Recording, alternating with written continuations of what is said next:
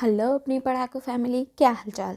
तो आइए आज हम आपके लिए लेकर आए हैं क्लास 9th के साइंस का चैप्टर नंबर 5 फंडामेंटल यूनिट्स का लेक्चर नंबर 1 लेकर के। ओके, सो चलिए देखते हैं। नया चैप्टर है, नई शुरुआत है, एकदम अच्छे से नया जोश के साथ स्टार्ट करते हैं।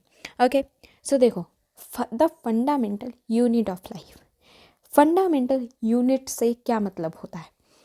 फंडामेंटल यूनिट से मतलब होता है कि ऐसे यूनिट जो कि हमारी पूरी लाइफ, जो भी एक ऑर्गेनिज्म है, जो भी एक प्राणी है, वो जिस तरीके से अपनी लाइफ जी रहा है, तो उसकी एक फंडामेंटल यूनिट क्या है, यानी कि सबसे निचले लेवल पर जा कर के कौन सी ऐसी चीज़ है जो एक दूसरे के साथ इंटरैक्ट करके एक पूरी की पूरी लाइफ को चला रहा है ना। So this is what the meaning of this fundamental unit word is. Okay, so fundamental unit का ये मतलब होता है, यानी कि कौन सी चीज़ है जो कि एक बिल्कुल बेसिक लेवल पर जा कर के उस चीज़ को कर रहा है। जैसे अगर हम एक फैक्ट्री की बात कर लें, ठीक है, बहुत बड़ी फैक्ट्री है, ठीक है, बहुत बड़ी बिल्डिंग है, उसमें मान लीजिए हम देखते हैं बहुत सारे लोग होते हैं, चेयरमैन होता है, सीईओ होता है, एमडी होते हैं, बहुत सारे मैनेजर्स होते हैं, अलग अलग उसकी उस फैक्ट्री की या जो भी चीज़ का वो बिज़नेस है उसकी कई सारी ब्रांचेस होती हैं। लेकिन अगर हम वहाँ पर देखें तो जो एमडी हैं या जो सीईओ हैं, क्या यहाँ पर ये जो हैं इसके फंडामेंटल यूनिट हैं? नहीं। किसी भी चीज़ के फंडामेंटल यूनिट वो वर्कर्स होते हैं, जो कि उसमें काम कर रहे होते हैं, यानी कि जो सबसे बेसिक लेवल पर, यानी कि उस चीज़ को बनाने में सिर्फ इन लोगों का आइडिया होता है। एमडी हैं, सीईओ हैं, इन लोगों का आइडिया होता है, ठीक है, ये लोग पूरा प्लान बनाते हैं, सब कुछ करते हैं। लेकिन वहाँ पर जो फंडामेंटल यूनिट, जो यहाँ पर जो सारा कुछ काम वगैरह हो रहा होता है, वो यहाँ पर वो वर्कर्स करते हैं, ठीक है। सो हम यहाँ पर सबसे फंडामेंटल यानी कि सबसे लोअर लेवल पर जा कर के, सबसे छोटे लेवल पर जा कर के एक लाइफ को कौन चला रहा होता है उसके बारे में बात करेंगे। ओके, सो जब भी फंडामेंटल यूनिट ऑफ लाइफ की बात आती है तो यहाँ पर सबसे पहले आपके दिमाग में क्लिक करना चाहिए सेल का नाम, ठीक है। सेल जो होती है वो हमारी लाइफ की फंडामेंटल यूनिट होती है, ठीक है। फंडामेंटल यूनिट मतलब कि हमारी जो ये बॉडी होती है, हमारा जो ये सभी जो जानवर होते हैं, चाहे वो ह्यूमन हो, चाहे वो कोई एनिमल हो, चाहे वो प्लांट्स हो, चाहे वो किसी भी तरीके का, मतलब जानवरों में चाहे आप हाथी की बात कर लो, चाहे आप जिराफ की बात कर लो, चाहे आप एक छोटे से चूहे की बात कर लो, ठीक है। ये सभी प्राणी, हम पेड़ों की बात कर लें, चाहे वो एक छोटा सा, बहुत ही छोटा सा कोई प्लांट हो या फिर एक विशालकाय रेडवुड ट्री हो, ठीक है, ये सारे ही चीज़ें जो हैं, सारे ही ऑर्गेनिजम्स कहीं ना कहीं फंडामेंटल लेवल पर इसी सेल के ही द्वारा चलाए जा रहे हैं। ये सेल ही होती है जो कि पूरी की पूरी यूनिट को यहाँ पर कंट्रोल कर रही होती है, यहाँ पर ये उसका सारा काम कर रही होती है। ओके, सो इस चैप्टर में हम अभी जो है सेल के बारे में अच्छे से जानते हैं, ठीक है। तो अब सेल जो है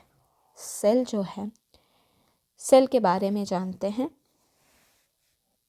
सो आगे बढ़ने से पहले हम सबसे पहले इसके आगे लिख देते हैं that what does fundamental unit of life means.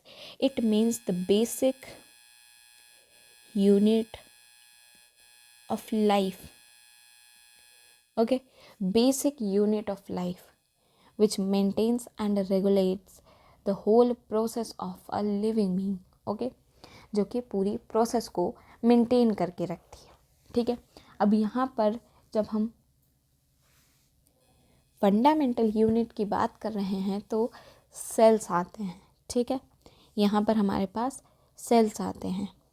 अब सेल्स जो होते हैं वो फंडामेंटल यूनिट होती है जिससे सभी ऑर्गेनिजम्स हमारे आसपास बने हुए होते हैं। कह सकते हैं कि एक विशालकाय बिल्डिंग जो बनी हुई है, तो उस बिल्डिंग में जो छोटी छोटी ईंटें, जो छोटी छोटी ब्रिक्स लगी हुई हैं, वो ब्रिक्स ही हमारी जो है सेल्स हैं। ओके, वो ब्रिक्स ही जो हैं हमारी सेल्स हैं। तो हम अपनी फर्स्ट हेडिंग डालते हैं मस्त सी एकदम, cells. Okay, so let's talk about this topic in detail. All right, one second. Yeah, so cells. सबसे पहले तो हम यही पॉइंट लिखेंगे कि सेल्स जो होते हैं, हर एक ऑर्गेनिज्म हमारे आसपास जो है वो सेल्स से ही बना हुआ है। ये इम्पॉर्टेंस है सेल्स की। Okay, so all the organisms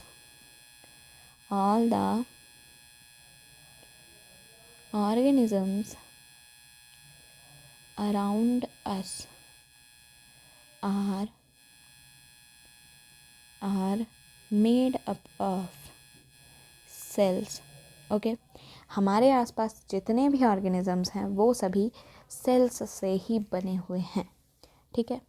अब सेल्स के बारे में अगर बात करें कि चलो ठीक है, हमारे जो ऑर्गेनिजम्स हैं वो सारे सेल्स से बने हुए हैं, लेकिन ये चीज़ निकली कैसे, पता कैसे चली?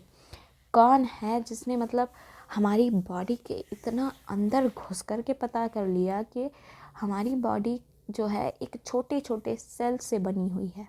ओके, सो इसकी जो स्ट्रक्चर है, इसकी जो कह सकते हैं डिस्कवरी है, वो करने वाले एक महान साइंटिस्ट हैं जिनका नाम है यहाँ पर Robert Hooke. Okay, Robert Hooke हैं वो पर्सन जिन्होंने सेल्स की खोज करी, ठीक है। सो हम यहाँ पर रॉबर्ट हुक के बारे में थोड़ा सा जान लेते हैं कि किस तरीके से जो है इन्होंने यहाँ पर सेल्स की खोज करी है, ठीक है। तो देखिए, रॉबर्ट हुक ने क्या किया था? अराउंड 1665 यानी कि 1665 के आसपास रॉबर्ट हुक ने एक थिन स्लाइस ऑफ कॉर्क को एग्जामाइन किया। यानी कि वो जो है एक थिन स्लाइस, एक पतली से कॉर्क के टुकड़े पर रिसर्च कर रहे थे। रिसर्च का मतलब है कि उस पर कुछ एक्सपेरिमेंट्स कर रहे थे, कुछ चीज़ें उसके बारे में जानने की कोशिश कर रहे थे, ठीक है। सो हम ये पॉइंट टू पॉइंट लिखते जाते हैं ताकि हमारा जो है एक अच्छे से प्रॉपर नोट्स भी तैयार हो जाएं। सो रॉबर्ट हुक क्या कर रहे थे? ही examined a thin slice of cork, ठीक है, a thin slice of cork। अब ये कॉर्क क्या होती है, सबसे पहले तो ये जान लेते हैं, फिर ये जानेंगे ना कि इसकी स्टडी से क्या निकला। कॉर्क असल में क्या होता है कि हम जब ये पेड़ देखते हैं ना, तो पेड़ के बाहर एक पपड़ी जैसी लगी रहती है, एकदम हार्ड बार्क जिसे बोलते हैं, है ना, जिसको हम बोलते हैं कि ये पेड़ की छाल है। सो पेड़ की जो ट्रीज़ की जो बार्क होती है, उसी का एक पार्ट ये कॉर्क कहलाता है, ठीक है। सो कॉर्क क्या होता है? Comes from the bark of the tree, comes from the bark of the trees, ठीक है। यानी कि पेड़ों की जो छाल होती है उसका एक हिस्सा होता है ये कॉर्क, ठीक है। अब वो जो है इस कॉर्क को ही एग्जामाइन कर रहे थे, इसी के ऊपर कुछ अपना काम कर रहे थे। तभी उन्हें क्या दिखाई देता है कि कॉर्क को जब उन्होंने अपने माइक्रोस्कोप से देखा, तो उन्होंने देखा कि कॉर्क की जो स्ट्रक्चर थी, जो उसकी अंदर की स्ट्रक्चर थी, वो कुछ हनी कॉम्ब यानी कि मधुमक्खी के छत्ते की तरह लग रही थी। अब मधुमक्खी का छत्ता कैसा होता है कि उसमें छोटे छोटे खाने टाइप के बने हुए थे, ठीक है, छोटे छोटे खाने टाइप के। मधुमक्खी का छत्ता तो हम सभी ने देखा है ना, तो उसी टाइप का जो है उनको यहाँ पर कॉर्क की स्ट्रक्चर दिखाई दी, जबकि बाहर से तो वो एक लेयर जैसी, पपड़ी जैसी ही दिखाई देती है। बाहर से जब हम उसको ऐसे आँखों से देखते हैं तो हमें उस पर कोई भी वो खाने नहीं दिखाई देते हैं, लेकिन जब हम उसको ऐसे माइक्रोस्कोप से देखते हैं तो हमें उसकी स्ट्रक्चर जो है वो एक मधुमक्खी के छत्ते के जैसी दिखाई देती है। And saw the cork resembles मतलब कि उन्हें उसकी स्ट्रक्चर जैसी दिखाई दी, मतलब उसके समान। किसके समान? The structure of honeycomb, the structure of honeycomb यानी कि उन्हें कॉर्क की स्ट्रक्चर जो है वो हनीकॉम्ब की तरह दिखाई दी। हनीकॉम्ब मतलब मधुमक्खी का छत्ता। अब क्या उनको क्या जो है उनको ऐसा दिखाई दिया हनीकॉम्ब की तरह कि उसमें छोटे छोटे खाने बने थे, consisting of many little compartments, consisting of many little compartments, बहुत छोटे छोटे खाने टाइप के उसमें जो है दिखाई दे रहे थे। ठीक है, अब ये जो हमारे खाने थे छोटे छोटे, एक मिनट, यहाँ पर एक और चीज़ जाननी काफ़ी ज़रूरी है। ठीक है, रॉबर्ट हुक के बारे में, कि इन्होंने जो भी ये सेल के ऊपर जो रिसर्च करी, जो इन्होंने ये सेल की डिस्कवरी की, ये चीज़ें घटित हुई हैं 1665 में। 1665 में जब इन्होंने ये कॉर्क के ऊपर स्टडी करी थी, तब जो इन्होंने माइक्रोस्कोप यूज़ किया था वो इनका सेल्फ डिज़ाइंड था। ठीक है, 1665 में hook made this observation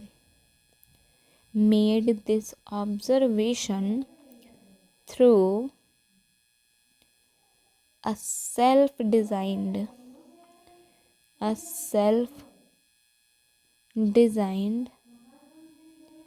microscope. Okay, a self designed microscope यानी कि ये उन्होंने खुद तैयार किया था। अब यहाँ पर जो ये लिटिल कंपार्टमेंट्स हैं, जो वो छोटे छोटे खाने हमें दिखाई दे रहे थे, उन्हीं खानों को यहाँ पर हुक ने क्या बोला? सेल्स बोला। ठीक है, वर कॉल्ड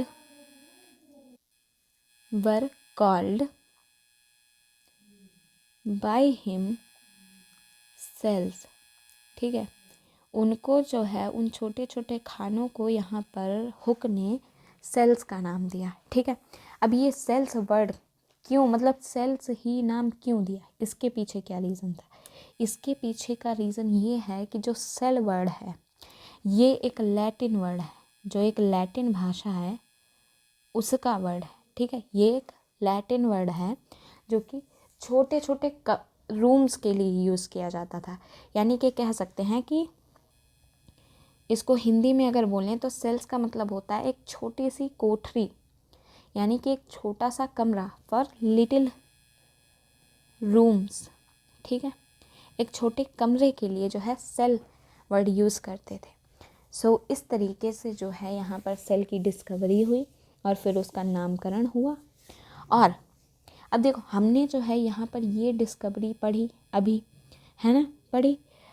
अब हमको जो है ये चीज़ देखने में नॉर्मल लग रही है, छोटी लग रही है कि हाँ उन्होंने कॉर्क देखा, उसमें उन्हें वो मधुमक्खी के छत्ते जैसी स्ट्रक्चर दिख गई, उसको जो है उन्होंने यहाँ पर उसको देखा, उन्होंने खानों को जो है सेल नाम दे दिया।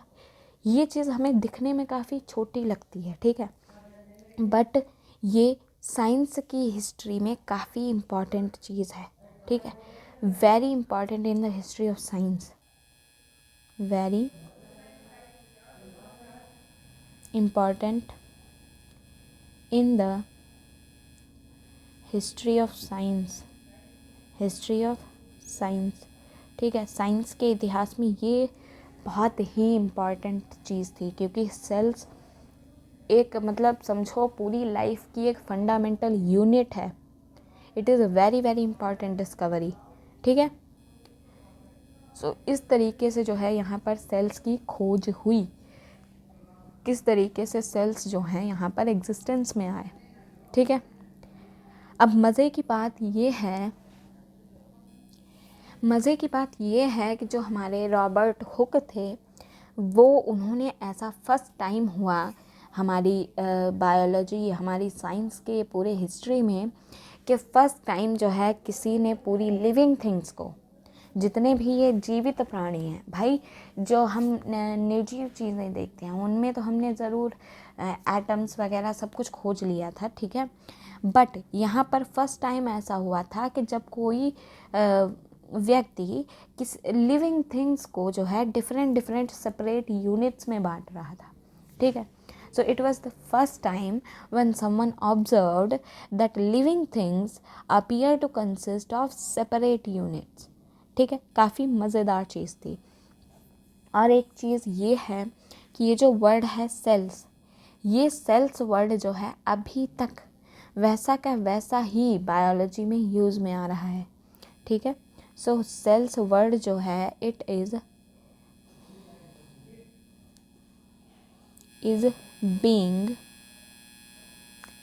being used till this day in biology, ठीक है। बायो में अभी तक इस सेल वर्ड को वैसा का वैसा ही यूज़ किया जा रहा है, ठीक है। अब यहाँ पर देखो, मेरी बात सुनो। यहाँ पर हमने बात करा कि हुक ने जो है यहाँ पर कॉर्क में सेल की खोज करी, है ना। अब कॉर्क क्या होती है, हमने क्या जाना कि कॉर्क जो होती है वो जो प्लांट्स के बाहर की जो बार्क होती है, जो उनकी छाल होती है, उसका एक हिस्सा होता है ना। अब एक बात बताओ, जो बार्क होती है किसी भी पेड़ की, जो छाल होती है वो कितनी ड्राई होती है, कितनी कठोर होती है ना। असल में जो सेल्स होते हैं उस बार्क में वो डेड होते हैं। जब सेल्स डेड होते हैं उनमें ज़्यादा कोई एक्शन रिएक्शन कुछ चल नहीं रहा होता है, तभी वो इतने ज़्यादा कठोर होते हैं, ठीक है, इतने ज़्यादा रफ होते हैं। तो यहाँ पर हम एक तरीके से ये समझ सकते हैं कि हुक ने जो यहाँ पर सेल की डिस्कवरी करी थी वो डेड सेल्स की थी, यानी कि मरी हुई सेल्स की थी, ठीक है। अब यहाँ पर एक नया नाम आता है जो कि है हमारा ल्यूवेनहॉक का, ठीक है। यहाँ पर एक न्यू नाम आता है जो कि है यहाँ पर ल्यूवेनहॉक का। ल्यूवेनहॉक, ठीक है। ल्यूवेनहॉक एक नया नाम है जिन्होंने क्या किया था, इन्होंने यहाँ पर एक लिविंग सेल की खोज करी, ठीक है। इन्होंने यहाँ पर लिविंग सेल की खोज करी।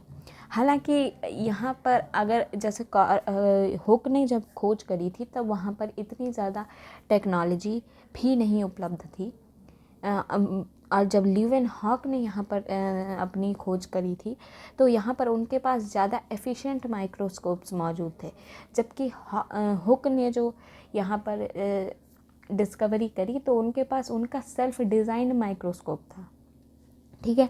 सो ल्यूवेनहॉक जो हैं इन्होंने यहाँ पर डिस्कवरी की काहे की, लिविंग सेल की।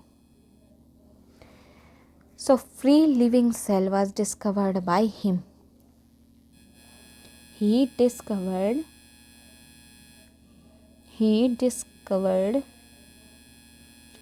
free living cell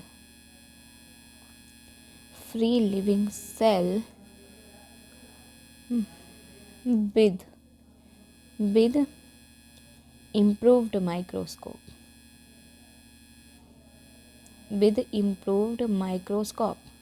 ठीक है। सो यहाँ पर हम कह सकते हैं कि इन दोनों ही लोगों के पास टेक्नोलॉजी की अलग अलग सुविधाएं थी, इसीलिए जो है ल्यूवेनहॉक थोड़ा एक कदम आगे जाकर के डिस्कवरी कर गए, और हुक जो हैं उन्होंने फिर भी सबसे पहले सेल को देखा, उन्होंने ही सबसे पहले उसकी खोज की, सेल नाम दिया। सो अब यहाँ पर एक और नाम आता है, ठीक है। देखो, दो नाम जो हैं वो हमें याद करते हुए चलना है, ठीक है। ये इम्पॉर्टेंट नाम है और ये एकदम बेसिक में आते हैं, ये आपको याद होने चाहिए, ठीक है। 2 नाम कौन से आते हैं, that Robert Hooke. Robert Hooke कौन है, जिन्होंने सबसे पहले यहाँ पर किसकी सेल की खोज करी, ठीक है। बट यहाँ पर फ़र्क इतना है कि इन्होंने डेड सेल्स की खोज करी, ओके। वहीं जो ल्यूवेनहॉक हैं, ल्यूवेनहॉक वो हैं जिन्होंने यहाँ पर लिविंग सेल की खोज करी। सो ये याद रखना भी काफ़ी इम्पॉर्टेंट है, ओके। अब यहीं हम जो है सेकंड पार्ट पे चलते हैं, तो यहाँ पर एक और नाम आता है रॉबर्ट हुक का, सॉरी रॉबर्ट ब्राउन का। वो थे रॉबर्ट हुक, ये हैं रॉबर्ट ब्राउन, ठीक है। रॉबर्ट ब्राउन जो हैं, इनके टाइम पर जो है टेक्नोलॉजी और आगे जा चुकी थी, ठीक है। इनके टाइम पर जो है टेक्नोलॉजी और आगे जा चुकी थी, तो इन्होंने थोड़ा और आगे बढ़ के खोज कर दी, आगे बढ़ के डिस्कवरी कर दी। इन्होंने डिस्कवरी करी सेल्स में जो न्यूक्लियस प्रेजेंट होता है उसकी, ठीक है। भाई सेल जो है वो माना एक फंडामेंटल यूनिट है, उसकी जो है छोटी छोटी कोठरी टाइप की होती, पर उसमें भी चीज़ें होती हैं जो कि उसकी रिएक्शन को, उसकी पूरी प्रोसेस को मेंटेन रखती हैं। जैसे हमने जब फंडामेंटल पार्टिकल्स की बात करी थी, तो हमने क्या देखा था, एटम। एटम जो होता है वो फंडामेंटल होता है, फिर पता चला कि एटम के अंदर भी इलेक्ट्रॉन, प्रोटॉन्स, न्यूट्रॉन्स होते हैं, है ना। सो इसी तरीके से जो सेल होती है, इसके अंदर भी कई चीज़ें होती हैं, और उसी में से जो सबसे इम्पॉर्टेंट होता है न्यूक्लियस। न्यूक्लियस की खोज किसने करी थी, रॉबर्ट ब्राउन ने। So he discovered nucleus in cells. He discovered nucleus in cells, okay. इनकी जो खोज हुई वो हुई है करीबन 1831 के आसपास, 1831 में, ठीक है। तो इनके पास जब ये खोज करी है, तो आप देखिए ना, डिफरेंस देखिए। इन्होंने खोज की है 1831 में, और वहीं रॉबर्ट हुक ने यहाँ पर खोज की है 1665 में। सो टाइम का काफ़ी यहाँ पर गैप है, जिस वजह से टेक्नोलॉजी जो है आगे डेवलप होती गई, तो रॉबर्ट ब्राउन जो है वो न्यूक्लियस तक पहुँच पाए, ओके। तो ये जो है यहाँ पर 3 नाम हैं जो कि सेल की डिस्कवरी से रिलेटेड काफ़ी इम्पॉर्टेंट हैं, और ये आपको याद होने चाहिए। आगे भी आएंगे नाम, जैसे जैसे हम पढ़ते हैं आपको याद रखने की कोशिश करनी है, ठीक है। जो ज़्यादा इम्पॉर्टेंट है मैं आपको बताते चलूँगी, जो ज़्यादा इम्पॉर्टेंट हैं वो याद रखने हैं, ओके। सो अब जो है, अब हम, ये तो हो गई सेल के बारे में, हमने फंडामेंटल चीज़ें जान ली, कैसे इसकी डिस्कवरी हुई, क्या हुआ। अब जो है यहाँ पर हम बात करेंगे द सेल थियरी के बारे में, ठीक है। गौर कीजिए, मैंने लिखा है द सेल थियरी, ठीक है। सो द लगाने से आप समझ सकते हैं कि ये कितनी इम्पॉर्टेंट चीज़ है।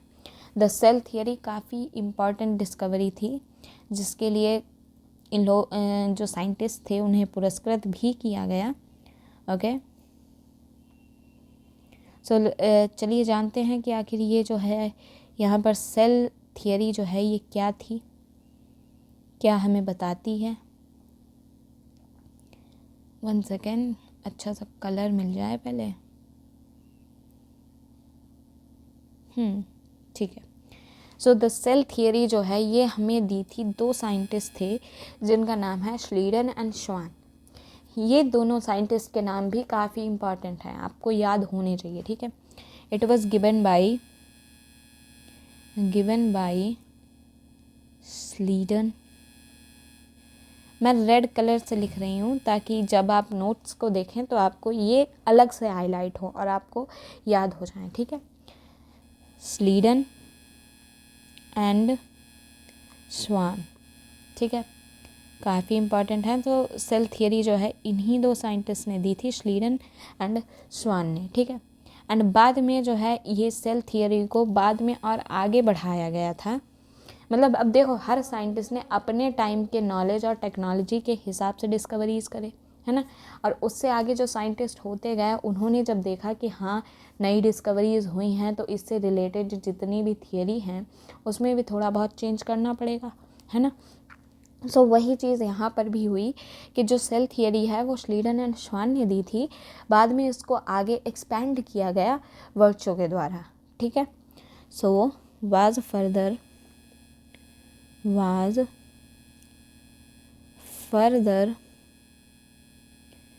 एक्सपेंडेड बाय वर्चो, ठीक है। बाद में जो है इसको वर्चो के द्वारा एक्सपेंड किया गया। ओके, अब हम जो है यहाँ पर जान लेते हैं कि आखिर ये जो हमारी सेल थियरी है ये बताती क्या है, ठीक है। The statements of cell theory are as follows. Notes भी तो सही बनने चाहिए ना, दैट इज़ वाई। तो सबसे पहली स्टेटमेंट क्या थी सेल थियरी की। अब देखो 10 सेल थियरी है, इसका मतलब है कि जो सेल्स होते हैं उन्हीं के बारे में होगी, है ना। सेल थियरी ज़्यादा इम्पॉर्टेंट इसलिए है क्योंकि इसके जो यहाँ पर स्टेटमेंट्स हैं वो काफ़ी बेसिक हैं और वो ऐसे हैं जो कि एकदम परम सत्य हैं, ठीक है। सो सबसे पहला क्या है, all plants and animals are made up of cells, ठीक है। जो भी सारे प्लांट्स होते हैं, जो भी एनिमल्स होते हैं, वो सभी के सभी किसके बने होते हैं, सेल्स के बने होते हैं, ठीक है। All the plants and animals are consist of cells, ठीक है। जो भी प्लांट्स होते हैं, जो भी एनिमल्स होते हैं, उन सभी में सेल्स होते हैं, ठीक है। वो सभी सेल्स के बने होते हैं। अब सेल जो होती है ये बेसिक यूनिट ऑफ लाइफ होती है, ये भी एक यूनिवर्सल जो है यहाँ पर स्टेटमेंट हो जाती है, बिल्कुल सत्य है। So the cell is the basic unit of life, okay. So जीवन की बेसिक यूनिट है सेल, ओके। सो ये जो है यहाँ पर 2 स्टेटमेंट्स हैं जो कि सेल के बारे में सेल थियरी में जो है यहाँ पर दी गई हैं और काफ़ी इम्पॉर्टेंट है, ओके।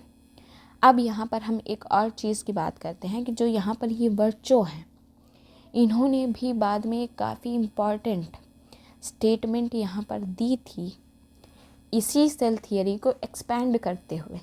अब इन्होंने क्या दी थी कि जितने भी सेल्स होते हैं, अब जैसे मान लो हमारी बॉडी में मिलियन सेल्स हैं, लाखों करोड़ों सेल्स हैं, ठीक है। तो वर्चो का कहना था कि ये जितने भी सेल्स हैं, ये सेल्स जो हैं प्री एग्जिस्टिंग सेल्स से ही बनते हैं, ठीक है। यानी कि इन एक सेल के होने के लिए दूसरी सेल का होना ज़रूरी है। जब तक एक सेल नहीं होगी तब तक उससे दूसरी सेल बनी नहीं सकती। So it was proposed by Virchow, ठीक है। सो वर्चो ने क्या बोला था, that all cells arises from pre existing cells, ठीक है। जितने भी सेल्स होते हैं वो प्री एग्जिस्टिंग पहले मौजूद सेल्स से ही बनते हैं, ठीक है। सो अगर हम इस तरीके से देखें, आज मान लो हमारी बॉडी में लाखों करोड़ों सेल्स हैं, ठीक है सेल्स। लेकिन अगर हम इस चीज़ के बारे में ध्यान से सोचें तो क्या हम ये नहीं कह सकते हैं कि इस हिसाब से तो फिर जितने भी मल्टी सेलुलर ऑर्गेनिजम्स हैं, जितनी भी हमारी बॉडी में लाखों करोड़ों सेल्स हैं, वो कहीं ना कहीं एक सिंगल सेल से बने हैं, है ना। वो कहीं ना कहीं एक सिंगल सेल से ही बने हैं। भाई कहीं पर एक सेल होगी, वो मान लो आगे चल करके 2 में डिवाइड हो गई, ये 2 मान लो आगे चल करके 3 में, या फिर ये भी 2 में डिवाइड हो गई, ये आगे जाके 2 3 जैसे डिवाइड हुए होते रहे हैं, तब तो जा कर के लाखों करोड़ों सेल्स बने हैं, है ना। सो हम कह सकते हैं that every multi cellular organism organism has come from a single cell, वो कहीं ना कहीं एक सिंगल सेल से ही उत्पन्न हुए हैं, ठीक है। अब यहाँ पर जब हम मल्टी सेलुलर और उनकी बात करते हैं तो यहाँ पर क्या होता है, यहाँ पर जो ऑर्गेनिजम्स होते हैं उनको जो है हम यहाँ पर 2 पार्ट्स में डिवाइड करेंगे, ठीक है। यानी कि हम लिख सकते हैं दैट ऑर्गेनिजम्स, ठीक है।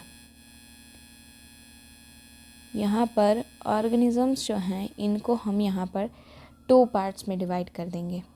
कौन कौन से 2 पार्ट्स में डिवाइड करेंगे तो उनमें से एक हमारे आ जाएंगे यूनिसेलुलर, ठीक है। यहाँ पर एक आ जाएंगे यूनिसेलुलर, दूसरे आ जाएंगे मल्टी सेलुलर, ठीक है। Unicellular and multi cellular. अब इनमें क्या अंतर होता है, ठीक है भाई। मल्टी सेलुलर क्या होते हैं ये हम अभी जान चुके हैं, है ना। देखो यूनिसेलुलर जो ऑर्गेनिजम्स होते हैं उनमें क्या होता है कि उनकी पूरी ही बॉडी में केवल एक ही सेल होती है, सिंगल सेल, जो कि उनकी पूरी बॉडी का मैकेनिज़्म चला रही होती है, जो कि उनकी पूरी बॉडी को मैनेज कर रही होती है। यानी कि हम कह सकते हैं कि वो एक ही सेल जो होती है वही उनकी पूरी बॉडी होती है, ओके। सो यूनिसेलुलर जो होते हैं इनमें क्या होता है, a single cell may constitute a whole organism. A single cell may constitute a whole organism, ठीक है। यानी कि एक सिंगल सेल जो है वही पूरा एक ऑर्गेनिज्म होता है। इसके अगर हम एग्जांपल्स की बात करें तो इसमें अमीबा, ठीक है, पैरामीशियम, ओके। अमीबा, पैरामीशियम ये जो होते हैं ये यूनिसेलुलर के एग्जांपल्स होते हैं, ओके। वहीं जब हम मल्टी सेलुलर की बात करते हैं तो यहाँ पर हमने देखा ना मल्टी सेलुलर क्या होते हैं, जिनमें बहुत सारी सेल्स होते हैं, ठीक है, जिनमें बहुत सारी सेल्स होती हैं, यानी कि many cells together in a single body, many cells together in a single body. अब इनमें क्या होता है कि बहुत सारी सेल्स होती हैं, ठीक है। ये सेल्स अपना अलग अलग झुंड बना करके रखती हैं, यानी कि उन्होंने जो है खुद को कुछ ग्रुप्स में डिवाइड कर लिया कि हाँ तुम जो हो ये काम करो, तुम्हारा ग्रुप जो है ये काम करेगा, हमारा ग्रुप ये वाला काम करेगा, ठीक है। क्योंकि क्या है, मल्टी सेलुलर ऑर्गेनिजम्स हैं, यानी कि इनकी जो बॉडी की फंक्शनिंग है वो थोड़ी सी डिफ़िकल्ट है, थोड़ी सी कॉम्प्लेक्स है। तो सेल्स को जो है ग्रुप्स डिवाइड करके काम करते हैं, यानी कि एक अगर खाना पचाने का काम कर रही हैं कुछ सेल्स, तो कुछ सेल्स जो हैं उस खाने को एब्जॉर्ब करने का काम कर रही हैं, ओके। कुछ सेल्स वहाँ पर उसे एब्जॉर्ब करने का काम कर रही हैं, तो वहीं कुछ सेल्स उसको एब्जॉर्ब हुई चीज़ों को एक से दूसरी जगह ट्रांसपोर्ट करने का काम कर रही हैं, ओके। सो यहाँ पर मल्टी सेलुलर में जो क्या होता है कि इसमें क्या होता है, वो क्या करती हैं, डिफरेंट फंक्शन करती हैं वेरियस बॉडी पार्ट्स बनाने के लिए। यानी कि जो ये डिफरेंट इतनी ज़्यादा सेल्स होती हैं ये क्या करती हैं, ये डिफरेंट फंक्शन होते हैं इनके, different function to form various body parts, ठीक है। अलग अलग काम करती हैं और अलग अलग बॉडी पार्ट्स को बना लेती हैं, ठीक है। इसीलिए जो है इनको हम मल्टी सेलुलर ऑर्गेनिजम्स बोलते हैं, क्योंकि इनमें बहुत सारी सेल्स होती हैं, मल्टी सेलुलर, ठीक है। इसके एग्जांपल्स की बात कर लें तो इसके एग्जांपल्स में आ जाते हैं हमारे पास, यहाँ पर आ जाते हैं फंजाई, ठीक है। फंजाई जो होते हैं ये भी मल्टी सेलुलर होते हैं। हमारे प्लांट्स जो हैं ये भी मल्टी सेलुलर होते हैं। एंड एनिमल्स, जितने भी ये जानवर होते हैं, और इन्हीं एनिमल्स में से हम भी आते हैं, ठीक है। ह्यूमंस भी जो हैं वो सारे के सारे मल्टी सेलुलर ही होते हैं। इसको भी जो है मैं रेड पेन से ही लिख देती हूँ ताकि अच्छे से हाईलाइट करेगा, ठीक है। अमीबा, पैरामीशियम, और भी बहुत से होते हैं यूनिसेलुलर, ठीक है, मैंने एग्जाम्पल्स के लिए दिया है। ओके, सो ये जो होती है यहाँ पर यूनिसेलुलर एंड मल्टी सेलुलर होते हैं। तो आई थिंक आज का हमारा फर्स्ट लेक्चर था, हमने सेल के बारे में एक बेसिक सा नॉलेज गेन किया है ना। हमने डिस्कवरीज़ के बारे में देखा कि किस तरीके से डिस्कवरी हुई, सेल्स के नंबर के बेसिस पर किस तरीके से ऑर्गेनिजम्स को यहाँ पर एक दूसरे में क्लासिफाई किया जाता है, उसके बारे में जाना। सो आज फर्स्ट लेक्चर है, आई थिंक इतना सही रहेगा। सो आज हमने स्टार्टिंग की है, धीरे धीरे अच्छे से जोश के साथ ही आगे बढ़ते बढ़ते चैप्टर के लास्ट तक भी पहुंच जाएंगे, है ना। सो अगर आपने यहाँ तक लेक्चर देख लिया so thank you very much for watching this video. And अगर आपको ये वीडियो ज़रा भी इन्फॉर्मेटिव लगा है, ज़रा भी अच्छा लगा है, तो प्लीज़ लाइक ज़रूर करें, शेयर ज़रूर करें एंड हमारे चैनल को सब्सक्राइब ज़रूर करें। ओके, तब तक के लिए पढ़ते रहिए, मिलते हैं नेक्स्ट लेक्चर के साथ, बाय।